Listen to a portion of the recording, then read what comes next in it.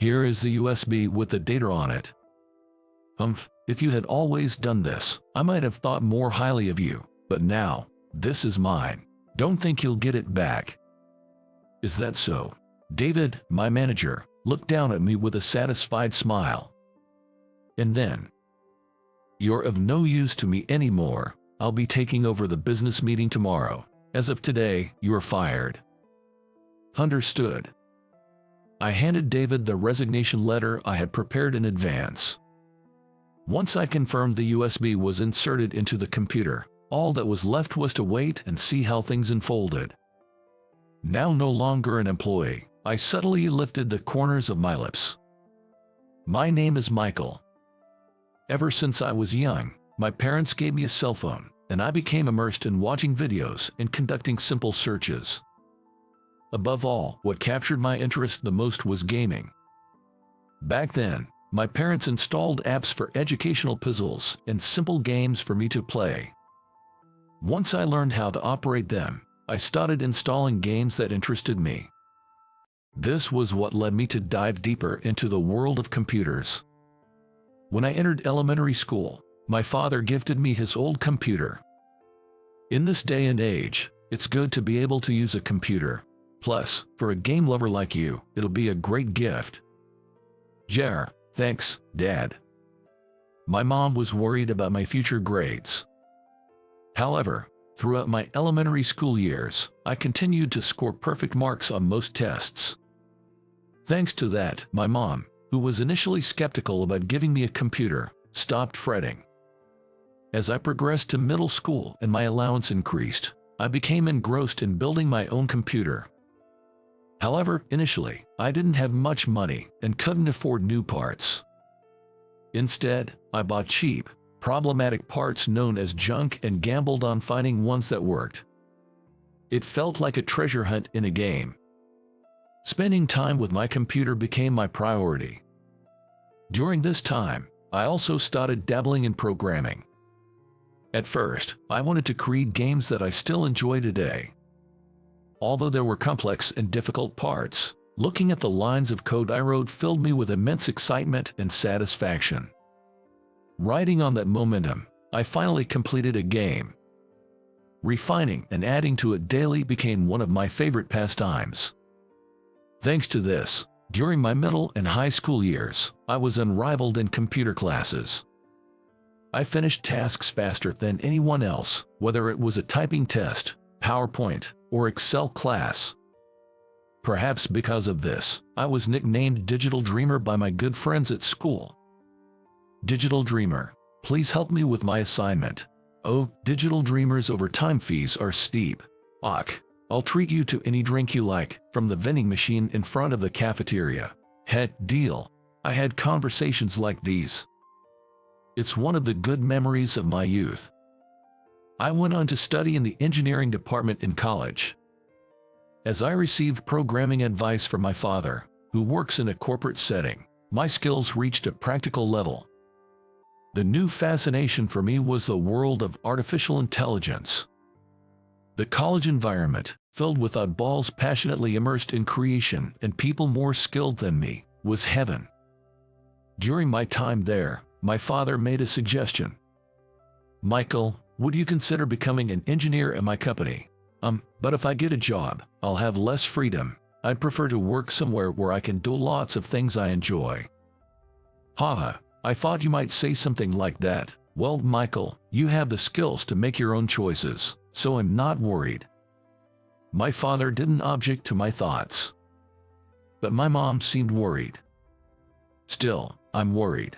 In today's world, having a stable job makes for a more secure future. Don't worry, Mom. I've thought it all through. Really? Are you sure everything will be all right? As soon as I get a job, you'll be the first to know. So, wait for the good news, okay? If Michael says so. My mom tends to worry, but she's not one to dismiss others' ideas. I know she's just more caring than any other mother I know. So, I don't want to leave her feeling anxious for too long. That's why, after graduating from college, I landed a job at a fairly large advertising agency. which seemed like a place where I could balance work and my hobbies, giving Mom a sigh of relief. But my ideal job was not to be found there. David is slacking off again, dumping his work on his junior colleague. His name is Brian.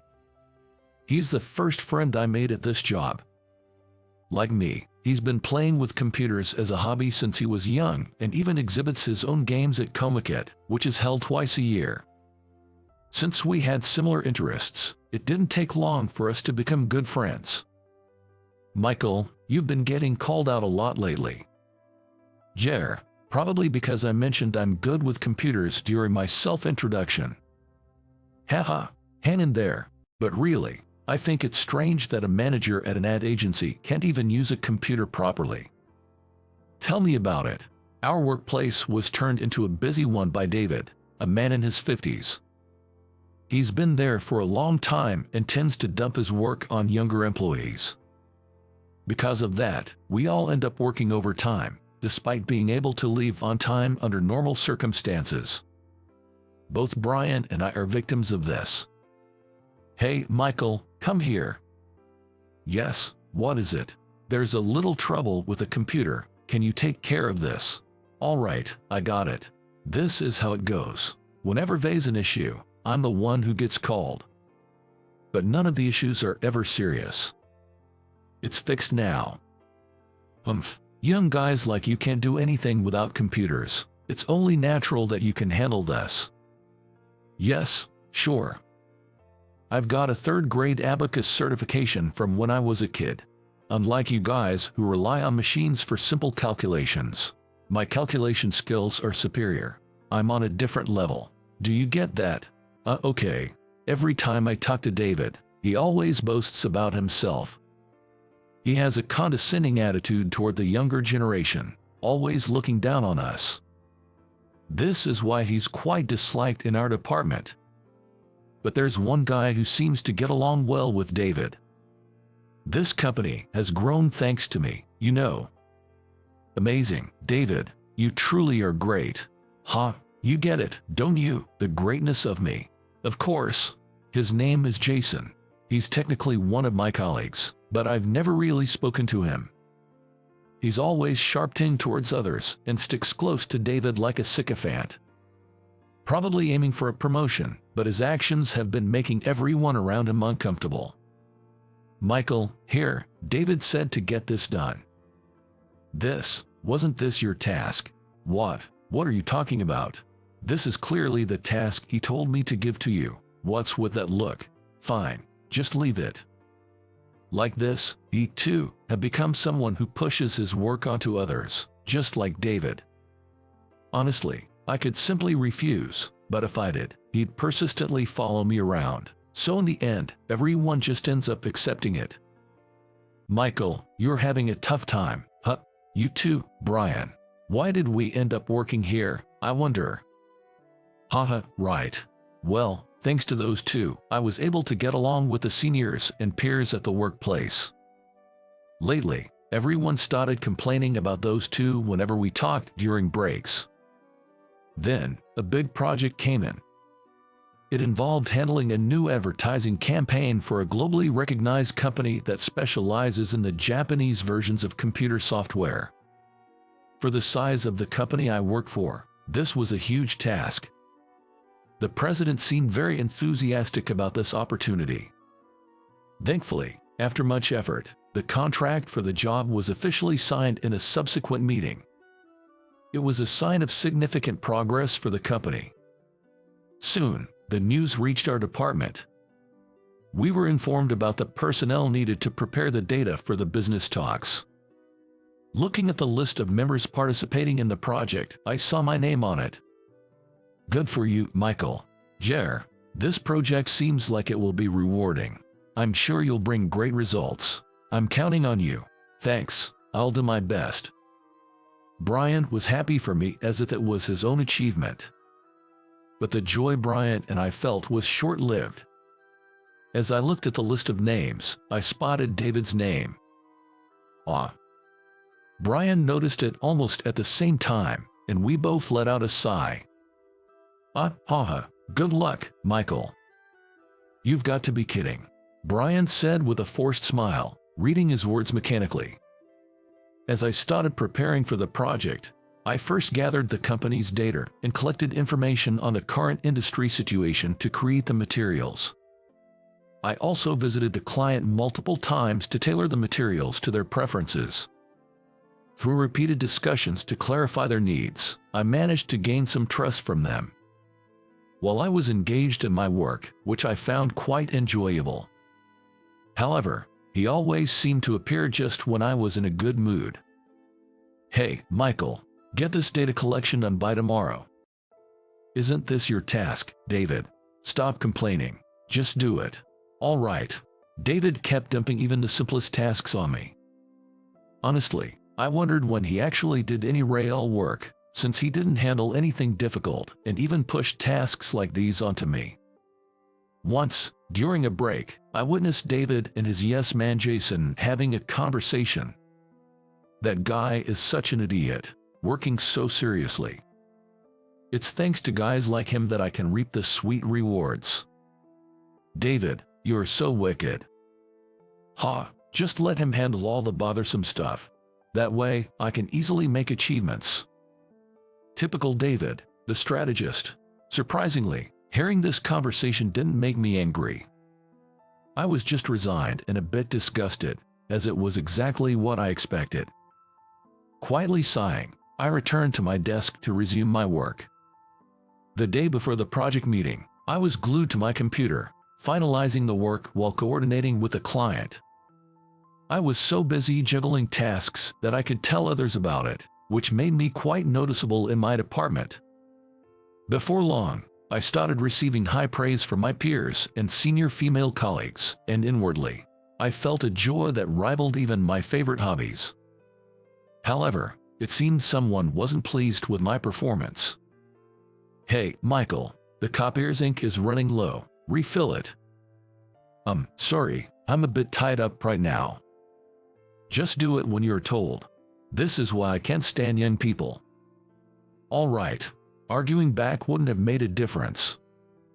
I knew he was that kind of person, so I didn't retort. But such tasks kept piling on me. Hey, Michael, the ballpoint pens are running low. Order some more from the office supplies. All right. Can't you even notice something like this? What's with young people these days? This was just one example. And more. Hey, Michael, make some coffee. Show a little consideration for others. Sorry about that. After being told to make coffee and bringing it to David, he said, changed my mind. Make some green tea instead. All right. Seriously, you're so slow that you've made me change my mind. Honestly, I had the fleeting thought of spilling the hot coffee I was holding. In the end, I poured the coffee down the drain and made green tea instead. Then Brian came over. You all right, Michael? Yeah, thanks, but there's not much I can do. Sorry, I can't help much either. Haha, it's fine. Just talking to you makes me feel like I'm not alone. That's a relief. Michael, once this project is over, let's go grab some food. Steak, barbecue, whatever you want. It's on me. That sounds great. I'll just deliver this tea. A job I was enjoying. And the personal time promised in the contract. All taken away by a man named David, leaving me with a budding sense of revenge. While feeling the warmth of human kindness being snatched away and consumed by growing hatred, I placed the steaming tea next to David. It was meant to be a signal for battle. Then, as if to deliver the final blow, David dumped a huge pile of documents on my desk. Sort these documents chronologically and refile them. I need it done by tomorrow morning. That's unreasonable. I have the project to work on as well. You're a junior, and I'm the manager. You should understand the hierarchy. Normally, you can't defy me. Can't you even handle such a simple task? You're incompetent. Pathetic, really. No matter how good you are with computers. If you can handle clerical work, you're a failure as an office worker. Do you get that? You're the kind of person who gets discarded. David probably had been harboring resentment towards me. He ranted at me without caring about the looks from others around us. Then, with a satisfied expression, he prepared to leave for the day. "Oh, and give me the documents you've prepared." His tone clearly showed he was looking down on me. Normally, someone in my position should be handling big projects like this and communicating with clients. "It was too early for you." His words made me recall everything that had happened until now, and I felt my body shaking with anger, struggling to maintain my composure. For the first time, I experienced how one's vision darkens and narrows when they lose themselves in rage. But in the remaining glimmer of light, I saw Brian and other colleagues and seniors looking at me with concern. I managed to suppress my rising dark emotions. "Understood. Here is the USB with the data." "Humph, that's more like it. If you always did this, I might have been nicer to you, but now, this is mine. Don't expect to get it back." "Is that so?" David looked down at me with a satisfied smile. "And you are no longer of use to me. I'll be at the business meeting tomorrow. You are fired as of today." "Understood. In that case, I'll go and say goodbye to President Thomas." "Do whatever you want." I handed David the resignation letter I had prepared and kept in my desk.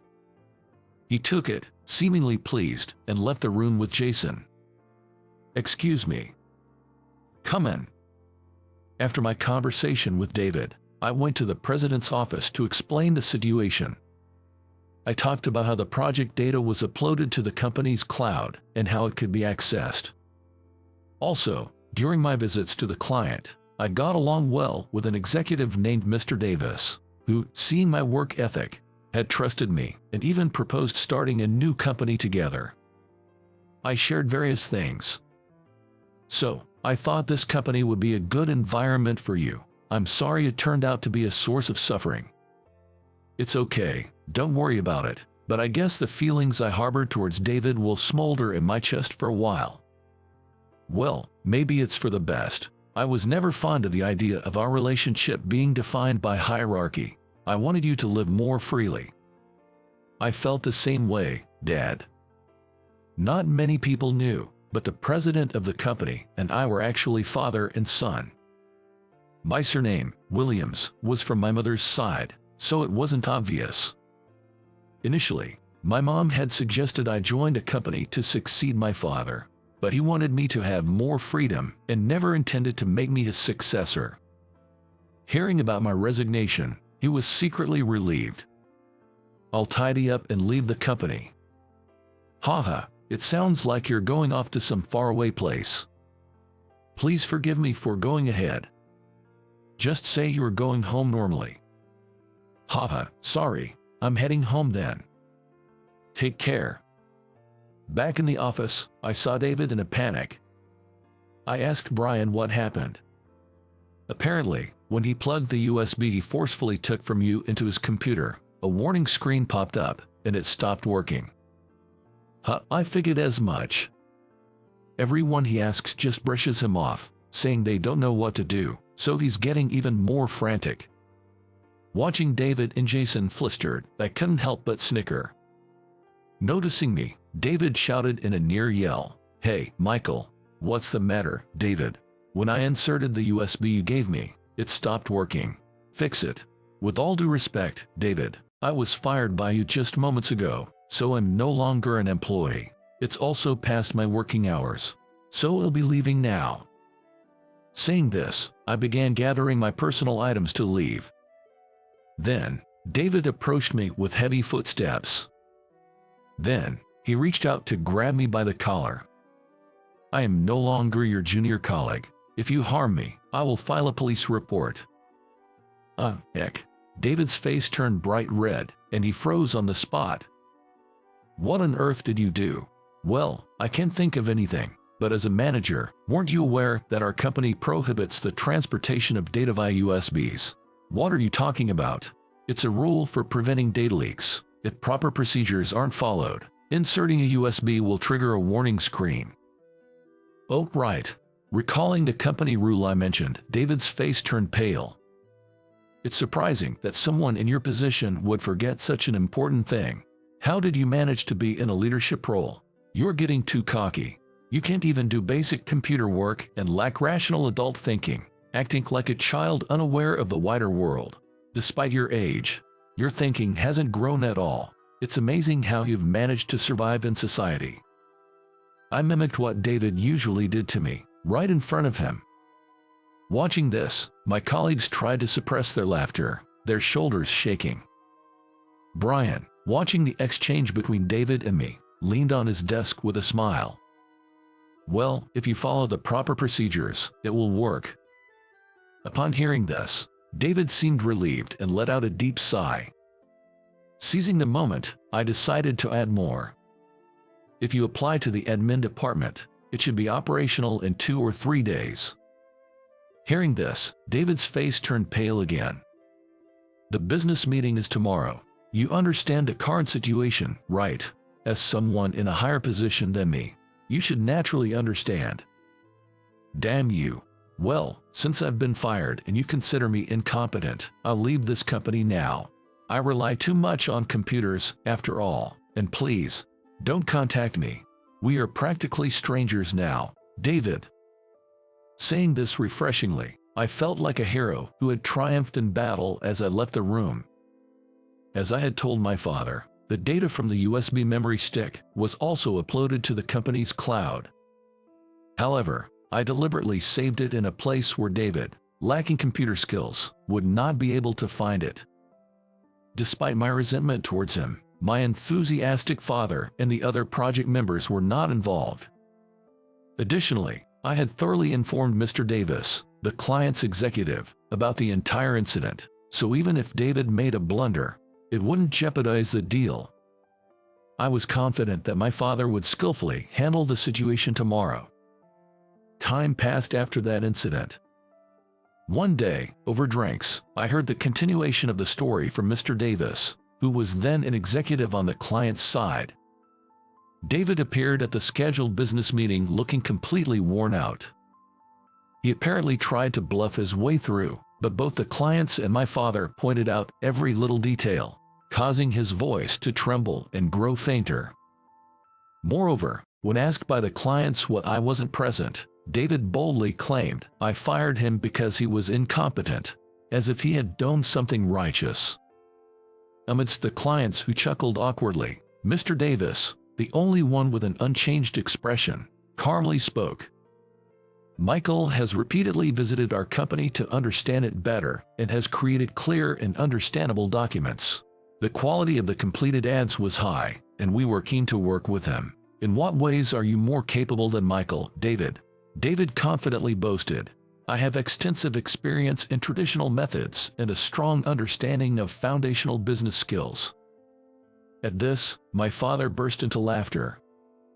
Foundational business skills. Michael actually has a wide range of qualifications in modern business practices and technology. Additionally, he has a strong background in bookkeeping and secretarial work. Given his education and experience, I believe he is quite accomplished. Hearing this, David was petrified. "Why do you know so much about that guy?" he asked in disbelief. "I've been the second closest person to him in this world. It's only natural that I know him well." "That means," David hesitated. "Yes, he's my son." Yikes.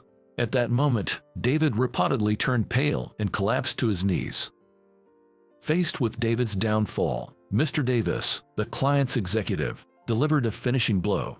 He remarked, "Our company is engaged in developing computer software that everyone relies on, but it seems you even denies that." This statement provoked a burst of laughter so intense that the clients present were almost taken aback. And then, without dragging it out, he abruptly stopped his act, glared at David and, in the lowest voice he could muster, told him something. "You're the incompetent one." The room fell into a chilling silence. According to him, his expression of anger also contained the disappointment of unmet expectations. Afterward, a colleague in the same room reportedly said, with a laugh, that they never imagined Mr. Davis to be such a terrifying person. In the unexpectedly tense atmosphere of the meeting room, everyone except my father and Mr. Davis were reportedly staring at their desks, completely motionless. Amid this situation, my father addressed David. I understand that it's hard to keep up with the times, especially as we get older. I face the same challenge, but we can't deny these changes. When we do, it's as if time stops. Our industry always needs to be at the cutting edge, he said. And then, he continued. I've been told you pushed your work onto others, claiming you didn't understand or couldn't do it. We've gathered information from your junior colleagues. It turns out that most of the work attributed to you was actually done by them. So, what is your value here? At that moment, David was like a frog under a snake's glare, as Mr. Davis metaphorically described. As David became nearly immobile, President Thomas stood up. I have the materials prepared by Michael right here. I sincerely apologize for the great inconvenience caused today due to my lack of supervision, he said. After saying this, President Thomas greeted the clients with a respectful nod. In response, Mr. Davis remarked, the excellent materials and the trust that Michael established are still here. Let's discuss this again on another day. After all, we're almost like family, he said, laughing and diffusing the situation. The clients Mr. Davis had brought along also eased the tension with laughter, agreeing with Mr. Davis's decision. Once the atmosphere had calmed down, my father once again fixed a stern gaze on David. In this world, everything tends to balance out, as if symbolized by the scales of justice seeking equilibrium, my father said, his smile somewhat unnerving. Now, one side of the scale holds your accumulated actions. What shall we place on the other side to balance it? Let's discuss that back at the office, he suggested, his grin hinting at mischief. Subsequently, my father dismissed David from his position that very day. Mr. Davis, who is usually all smiles, and my father, who is always so kind. Hearing about these unexpected sides of Mr. Davis and my father sent a shiver of fear down my spine. Don't worry, that was just an act at that time, he said, reassuring me with a smile. I decided never to cross these two men. Afterwards, I became deeply involved in the new company I started with Mr. Davis, working more enthusiastically and diligently than ever. The business focused on developing apps that everyone could enjoy and find useful. There was a lot to do, but most of the work overlapped with what had been my hobby. As a result, I successfully turned my hobby into my career. I also kept in touch with Brian, who stayed at my father's company. Sometimes, when our schedules aligned, we would go out for meals and invite Mr. Davis, the president of the new company. The two of them developed a really good friendship, becoming almost like best buddies. Next time, when the app Michael and I are developing is complete, I want to approach your company for the advertising. That's great. I would definitely like President Thomas to pick me for handling the negotiations, Brian responded. Ha, I'll count on you when the time comes. The connections we had made along the way brought us together as companions on a new path. In life, as long as you strive to move forward, nothing is in vain. Everything becomes a part of who you are in the future. I learned this from the experiences I've had up to today. On a side note, the other day, on my way home from work, I saw David. He was standing in front of a computer school, talking with people his age. After a while, a young man came out of the shop and assured everyone inside, "David, if only you had changed like this sooner, I might have been able to truly respect you. Good luck." I felt a sense of encouragement for him, recognizing his willingness to confront himself and make an effort. Change in times is like a raging river. If you let your guard down, it can drag you down into murky depths and into darkness. That's why it's important to actively gather information and continually update your skills. Doing so allows you to evolve into a self capable of keeping up with the new era. Therefore, it's crucial not to give up or be negative about things you can't yet do. It's also important to love the human part of yourself that is uniquely you. I vow to live each day without forgetting to always learn as I move forward.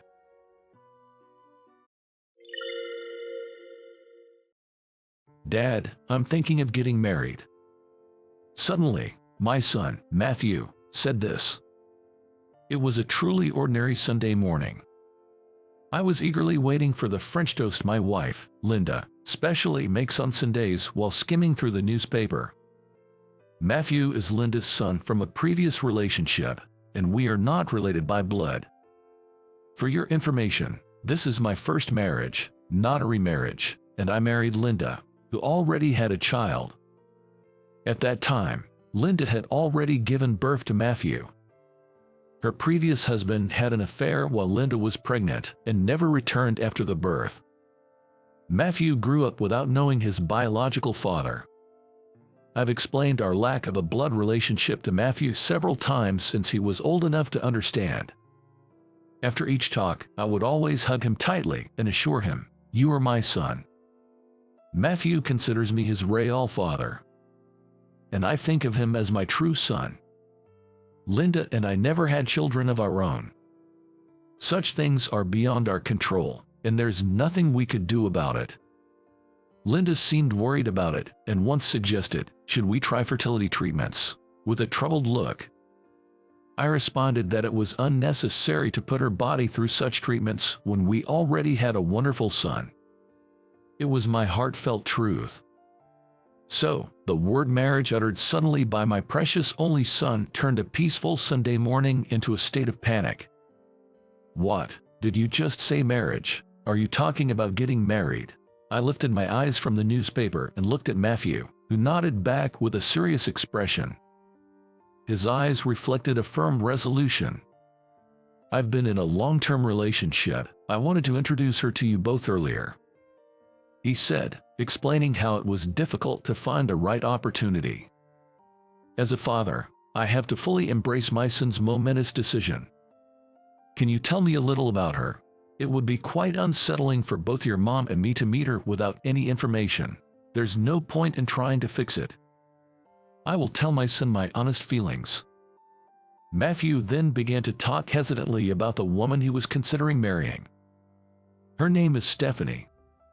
She recently started working as a curator at a science museum. Matthew, an architect, met her by chance at a drinking party. Next weekend, I plan to bring her home. Are you two available?" Linda and I exchanged glances. We thought this would progress more slowly, but it seemed the couple had a different pace. There might be some urgent reason we don't know about. "I'm okay with it. What about you, Linda?" When I asked Linda, she replied, "Of course, it's fine." Her slightly complex smile suggested the mixed emotions of a mother about to see her precious son start his own journey. I may not understand a mother's feelings, but I decided to firmly support Linda. As the weekend approached, our house gradually became more restless and excited. Even Matthew seemed unsettled. Linda was busy with cleaning, tending the flower beds, and planning the dinner menu for that day. I was the only one with nothing to do. So, I decided to immerse myself in work. I'm a curator at a botanical garden. My job involves more than people think, like walking around the vast garden, planning events, and writing lectures. Come to think of it, Matthew's girlfriend is also a curator. Having a common profession will surely provide a good conversation starter. Above all, I'm looking forward to learning what her specialty is. "Tom, what should we do with this document? It says to keep it for 10 years, but it seems like it's about time to deal with it." A staff member, cleaning up a pile of old documents in the corner of the lab, calls out while covered in dust. "It looks like it includes a thesis, partially written though. Was Zoe Brown previously enrolled here?" I'm instantly pulled back into the past by that familiar name. Zoe was my ex-girlfriend. She was 5 years older than me, beautiful and brilliant, yet modest, and being around her was incredibly soothing. I was drawn to every aspect of her. I remember falling for her with all my heart and soul. During my college years, I spent a summer interning at this botanical garden. Back then, I was a student still unsure about my future path. I joined the internship because I was invited by my girlfriend at the time. whom I had been dating since our freshman year in college. We had a harmonious relationship without any fights. Zoe, who was leading our guidance, taught us about the work in the botanical garden and the curator's expertise, both gently and strictly. She would patiently explain things in detail until we understood them. Yet, she never spoon-fed us, allowing us to think for ourselves. She posed problems and gave us ample time to ponder over them. I think she was trying to convey the beauty of the botanical garden and the pros and cons of being a curator to us accurately. At the end of the summer, on the day of the last fireworks festival, I broke up with my girlfriend. I remember her trembling shoulders in her summer dress. She seemed to have had a vague idea about my feelings for Zoe. When she tearfully said she had been afraid of this moment, I truly felt pained. I really felt sorry for her. But still, I couldn't forget Zoe. She was already a working adult, and I was still a student. I hadn't even decided where to work yet. All I, still immature, could do for Zoe was to make a straightforward move.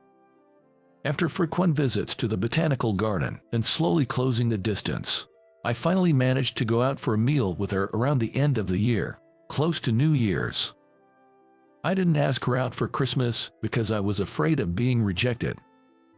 When I bluntly confessed, "I've fallen for you," she blushed, touched, and smiled, saying, "Thank you." But thank you wasn't an answer. So, I said again, "I want to date you." Zoe nodded quietly. Surprised, I pinched my cheek reflexively. Feeling the pain, I finally realized it wasn't a dream. Back to the present, in front of my usual computer screen. She left the botanical garden before finishing that thesis. She was a very dedicated researcher, so everyone felt sad about her departure at that time, the staff member remarked. I received the unfinished thesis of Zoe from the staff member. Come to think of it, even when we were dating, I always called her Zoe. I couldn't dare to call her by her first name only. With a flood of memories, I quietly filed the old thesis in my desk drawer. If I keep reminiscing, I might even recall the bitter memories of when she left me. I'll take care of this one. For the other documents due for disposal after 10 years, please load them onto the back of the pickup truck in the back tomorrow for transport to the cleaning plant, I instructed. After giving the directions, I turned my attention back to the computer. I noticed in the dark screen's reflection that my face resembled the one I had when Zoe left me. The happiness of our time together makes the shock of our breakup still linger. Probably, my wife, Linda, knows it too. That there's always someone unforgettable living in my heart. And I think her not touching upon it is a sign of her wisdom. My feelings of affection for the modest and earnest Linda are genuine, not a lie. I also want my son, Matthew, to marry someone he truly loves. From the bottom of my heart, I hope he doesn't become a disingenuous man like me, harboring feelings for someone other than his wife. The day finally arrived when Matthew was to bring his girlfriend home. In the morning, Linda and I were flustered, not knowing what to wear. I thought it was over the top to greet them in a suit. Seeing our panic, Matthew, the person of the hour, couldn't help but laugh at us. They said they wanted to see a normal family, so I'd like them to welcome me without being too pretentious. Matthew said that and laughed as he went out to greet her at the entrance. From Matthew's words, I immediately thought that her family environment was a little less fortunate. A few minutes later, I heard Matthew returning from the station where he had gone to pick her up. Linda and I exchanged glances, reminding each other to stay calm as we took a deep breath. When the living room door opened, I was so nervous that I almost jumped up, holding hands with Linda. In contrast to her tension, the young couple entered the living room with bright smiles. As she followed Matthew into the room, my breath caught at the sight of Stephanie. Stephanie resembled Zoe, the unforgettable woman who still occupied a place in my heart. Nice to meet you. I'm Stephanie. I'm dating Matthew. Sorry for the late introduction. She greeted us briskly in a clear, well-pitched voice. She was like a gentle breeze in early summer. That was the impression she gave. "Hey, pay attention. Stephanie is greeting us and you're just zoning out. Sorry about that, we've been nervous all morning." Linda nudged me in the ribs as I stood frozen. That jolt finally snapped me back to reality. I'm so nervous too. My heart is beating so fast, it feels like it's going to leap right out of my mouth, Stephanie said, trying to lighten the mood with a bright laugh. Looking at her profile, I felt reassured. I was greatly relieved to realize that the woman in front of me wasn't Zoe. Zoe never laughed out loud. She only smiled quietly. Having heard she was a curator, and recently coming across one of Zoe's papers by chance, my memories must have been drawn back to the past for a moment. I had to remind myself that I was unfairly superimposing Zoe onto Stephanie. We all sat on the sofa, facing each other, and enjoyed the honey peach jelly Stephanie brought as a gift. The jelly, subtly sweet and refreshing, seemed to embody Stephanie herself. "Mom, Dad, we're seriously considering marriage. I've already proposed to her, and she said yes. All we need now is your blessing," Matthew said earnestly. Seeing the grown-up look on his face made me feel a bit sad. Stephanie also said, "Please, I ask for your approval." Linda and I exchanged smiles. We had often talked about this day coming. And now, it had become a reality. Linda gave me a look. I nodded quietly. This is the woman Matthew chose. There is no way I could object. He is still hopeless and unreliable, but please take good care of our only son, Matthew. Linda, who was sitting next to me, seemed to be moved to tears. I nearly teared up myself. The young couple held hands, smiling happily at each other. It was a profound reminder of how families grow. "Have you properly greeted Stephanie's parents?" Linda suddenly asked, looking up. Matthew's expression clouded over slightly as he shook his head. "Even if we bless their marriage, it would be a problem if Stephanie's parents were to oppose it." "Why didn't you greet them earlier? Go and greet them right now." It was Stephanie who stopped me as I raised my voice. She gently placed her hand on Matthew's shoulder, giving him a reassuring look. Then she slowly began to speak. "Matthew did come to greet us properly. Although we couldn't meet face to face, he promised to make me happy in front of my parents' graves. Seeing that, I decided to marry him. It seems her parents had already passed away. I wish she had told me such important information earlier." Matthew sometimes omits crucial details. "I'm sorry, I didn't know. I didn't mean to bring up such sad memories." Stephanie shook her head at my words.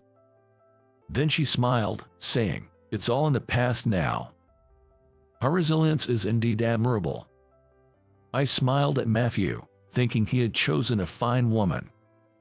Hope is not rude to ask this, but you don't have to answer if you think it is. Still, if you don't mind, could you tell me what attracted you to Matthew?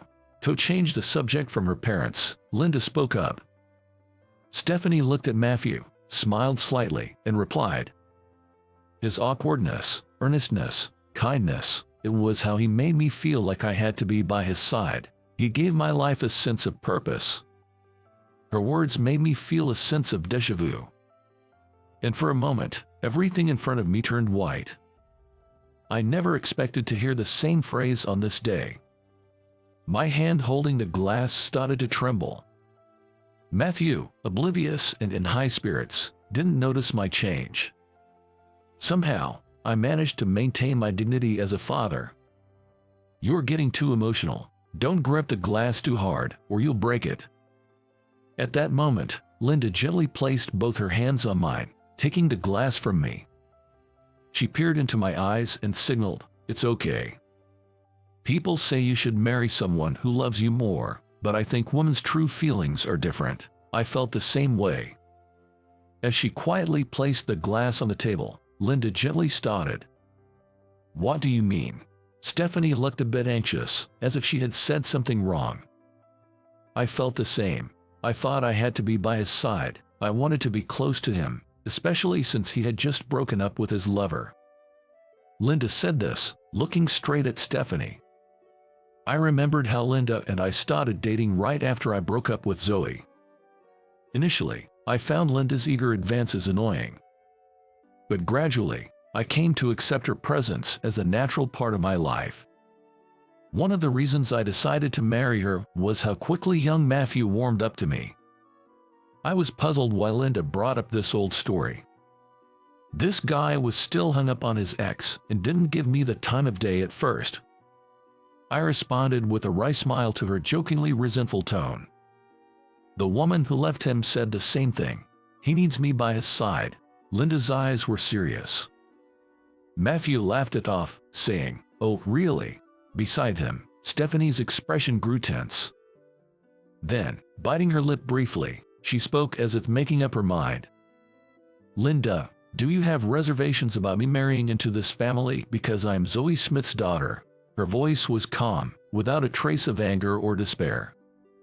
I didn't realize it at first when we met, but after seeing my husband's reaction, I understood. "You're the daughter of my love rival." Linda said this with a wistful smile and a sigh. A cold sweat ran down my back. All of this was due to my lingering feelings. Sorry, I'm the only one who can't seem to keep up.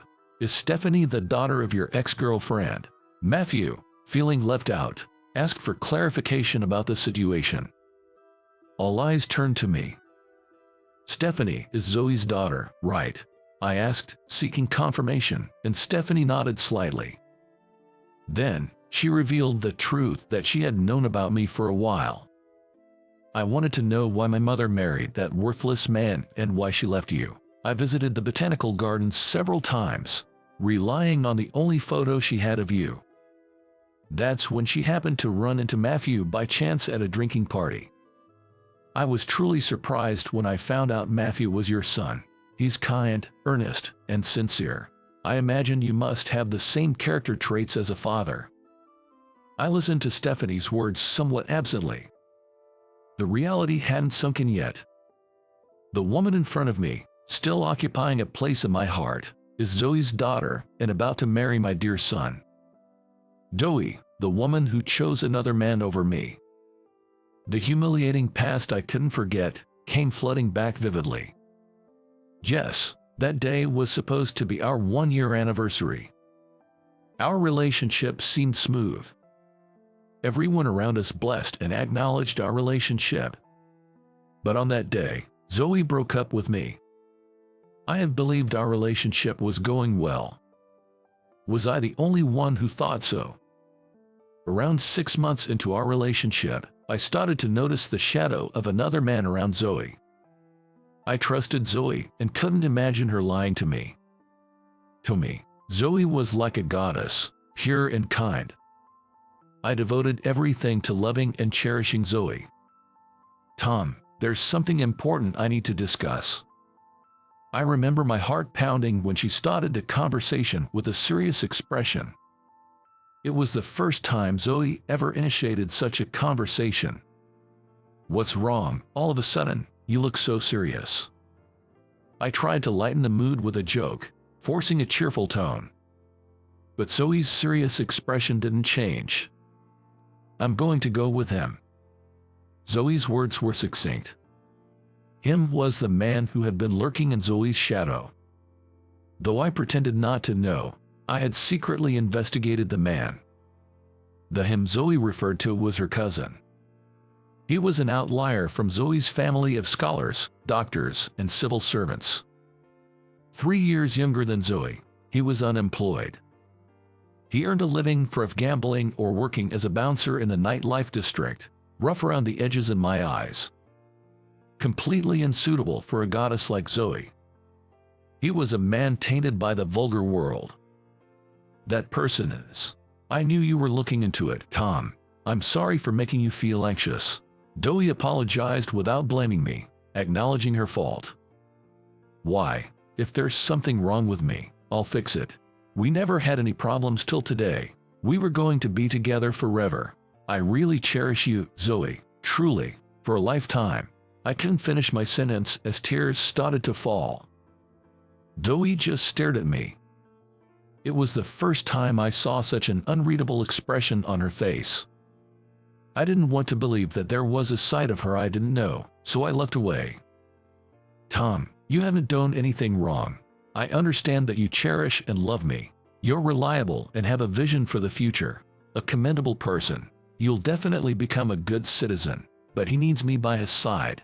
The person who needs me the most in this world isn't you. It's him. Zoe's unexpected words hit me like a blunt force to the head. Despite my love reaching her, and despite a future where I could lead a decent life being visible, why did Zoe? Wait, I need Zoe too. I want her to be by my side always, to be happy with me, always smile with me. I pleaded desperately. Zoe sighed softly. Is that the kind of person you want me to be, Tom? I'm a person with flesh and blood. I'm not just someone who smiles kindly. Zoe's words made me freeze and unable to move. Because I thought I had been fooled. She turned her back on me, saying goodbye. I watched blankly as her long, soft hair swayed on her small back, getting further away. That was the last of me and Zoe. My father was a worthless man. He never held a steady job and was obsessed with gambling. It was my mother who supported our life. I've always thought that I would never marry a man like him. Lost in these memories, I was jolted back to reality by Stephanie's words. It seemed the man indeed lived a terrible life. Then Stephanie began to slowly talk about her parents' final days. Her parents passed away when she was in middle school. By then, Zoe was hospitalized, deteriorating in health, while Stephanie was busy with school-approved part-time jobs. Her father, as usual, gambled the money he made as a bouncer, leading a life of ups and downs. One day, Stephanie went to visit her mother in the hospital and realized her father was already inside. Feeling awkward about facing her parents together, she ended up eavesdropping outside the door. My mother said she loved my father. She was sad to leave him first, saying so as she gently stroked his bowed head, like comforting a child. Stephanie recounted. There was an atmosphere between them that even their own daughter, Stephanie, couldn't intrude upon. Stephanie left without entering the room. The incident happened that night. In the middle of the night, her cell phone alarm jolted her awake. She glanced at the time. It was just past 2 a.m. The call was from the hospital, reporting that they couldn't find Zoe. They were searching inside the hospital. Stephanie hurriedly changed and was preparing to take a taxi to the hospital when her phone rang again. This time it was an unknown number. Apprehensively, she answered to find it was the police station calling. In that moment, she realized everything. The police told me my parents' car had fallen into the sea. It could have been an accident, or maybe not, they were vague. But I was sure it was a double suicide. I wasn't crying because my parents were gone. I was overwhelmed with grief and despair for being left behind. I sat at the entrance, crying out loud, Stephanie said. She always felt a sense of alienation. Unable to be part of her parents' world. Of course, she received their love. But she sensed a different bond between them. I don't know if it was my father who chose that path or my mother who chose to leave this world. There was no suicide note, but their hands were firmly clasped together, Stephanie revealed. Their joined hands were wrapped in a scarf that Zoe had chosen as a gift from her father. I see. Zoe met such an end. After finishing her story, Stephanie looked straight at us, the couple. To you, I might be the daughter of a hated woman, but I love Matthew. I feel I'm needed by his side. Could you please approve of our marriage? As she pleaded, her small back was trembling. Soon, Matthew sat beside her and said, I can't imagine living my life with anyone but Stephanie. Seeing the young couple plead, my wife Linda and I exchanged glances. Tears were in Linda's eyes. It must have been a mix of various emotions. I'm fine with it. I've known about the goddess in my husband's heart even before our marriage. There may be times I see her shadow in Stephanie, but that's all in the past now. Linda said this with a smile. It was the first time I saw such a compassionate, almost saintly smile. Zoe and Linda seemed to overlap faintly in my vision. Please take good care of Matthew, Stephanie. Tears filled her eyes as she looked up at our words. Matthew gently wiped her tears away with his sleeve. Surely, these two will make a good couple. A couple that truly needs and supports each other. I'm sorry, sweetheart, I was a little bit mean, Linda said. I'm happy to be married to someone I can love. You don't need to feel guilty. I love you, including the Zoe inside you. Please don't forget that, she said. Unexpectedly, these words from Linda began to melt the stubbornness and pride inside me. Despite believing that I am the superior one, that I could have made her happier. Those feelings are slowly fading away, along with Zoe's shadow. Before me is Linda, smiling like a saint. Linda, thank you for loving someone like me, I found myself saying naturally. Linda's eyes widened in surprise, and the next moment, she hugged me tightly. An incredible sense of relief enveloped me. I truly felt loved. Hey, this is our introduction. Can you guys not be lovey-dovey? Matthew, our son, said with a hint of exasperation. I grinned back at him. Your dad is loved this much by your mom. You'd better keep up, Matthew, I replied. The young couple looked at each other, surprised at first, then burst into laughter. These two are fine. I'm sure of that.